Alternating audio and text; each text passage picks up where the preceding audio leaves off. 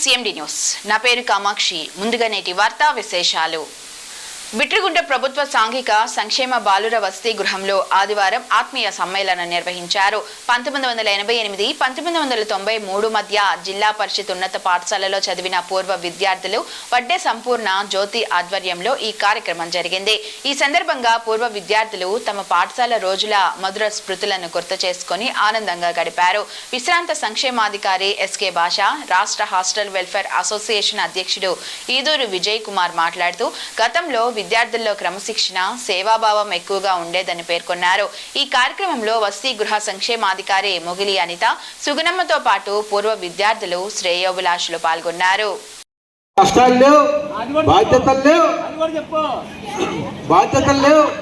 ఎన్నో చిలిపి చేష్టలు కూడా చేసినటువంటి రోజులు ఉన్నాయి.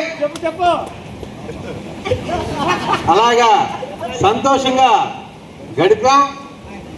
ఆ సంతోష రోజుల్ని మరొకసారి మెమరబుల్ చేసుకోవాలని ఈరోజు బిట్రగుంటకు రావడం ఏర్పాటు చేయడం జరిగింది. ఈ కార్యక్రమం బిట్రగుంట బాలికల హాస్టల్లో గతంలో విద్యార్థులుగా అభ్యసించి వి సంపూర్ణ మరియు BC బాలుర హాస్టల్లో నా ప్రియ శిష్యుడుగా అక్కడ ఉండటం చాలా కష్టం. దానికి ఎంతో శ్రమ కావాలి. నేను 1981 సంవత్సరంలో BC బాలుర వసతి గృహం చింతలపాలెంలో వాచ్మెన్గా నా ఉద్యోగ బాధ్యతలు స్వీకరించాను. అప్పట్లో నా qualification SSLC secondary school leaving certificate. చదువుకునే స్తోమత లేదు, ఉండడానికి ఇల్లు లేదు, తినడానికి తిండి లేదు.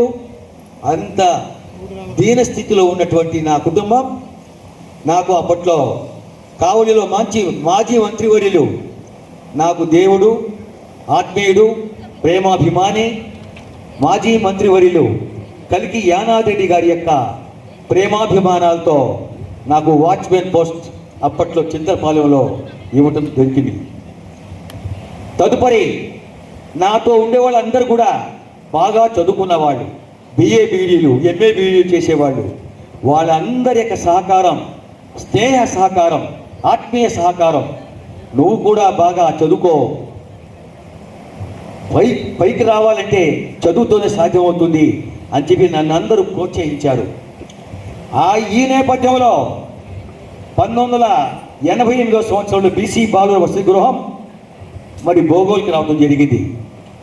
ఇక్కడ అప్పుడు మాకు దేవుడితో సమానం ఈదూరు జోగప్ప గారు, మరి వారి SC వార్డుగా ఉన్నారు.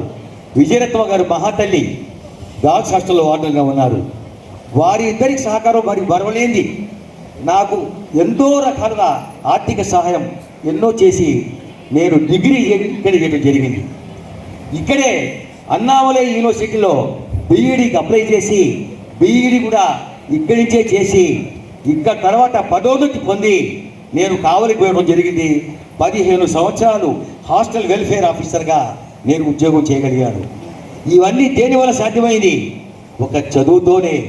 ఎక్కడ విద్య విరాజిల్లుతుందో అక్కడ అభివృద్ధి తాండవిస్తుంది.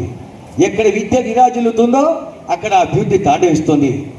విద్యతో వస్తుంది వివేకం, వివేకం తెస్తుంది సౌభాగ్యం. ఇక్కడ అందరూ ఉన్నారు, మగవారు, ఆడవారు, ఎంతో మంది. మరి సంపూర్ణ బాలకులు అహోరాత్రులు కష్టపడ్డారు, బాధపడ్డారు. ఎన్నో రకాలుగా అందరి విషయాలు సేకరించారు, అడ్రస్సులు సేకరించారు.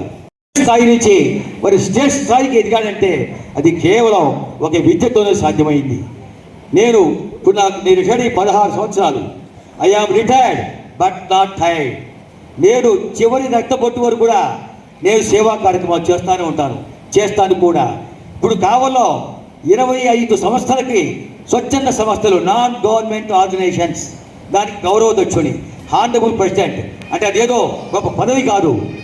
నా సహకారంతో, నా యొక్క ప్రేమాభిమానాలతో, నా యొక్క ఆత్మీయత అనురాగాలతో వాళ్ళకి సహకరిస్తే వారు ఎన్నో కార్యక్రమాలు చేస్తున్నారు. మరి అన్నదానాలు చేస్తున్నారు, చదువు విషయంలో చేస్తున్నారు, జీవితాలు బలుపు తిప్పుతున్నారు. ఇవన్నీ చేస్తున్నారంటే మనలాంటి పెద్ద లెక్క సహకారం వాళ్ళకి అందించినప్పుడే ఇవన్నీ సాధ్యమవుతాయి.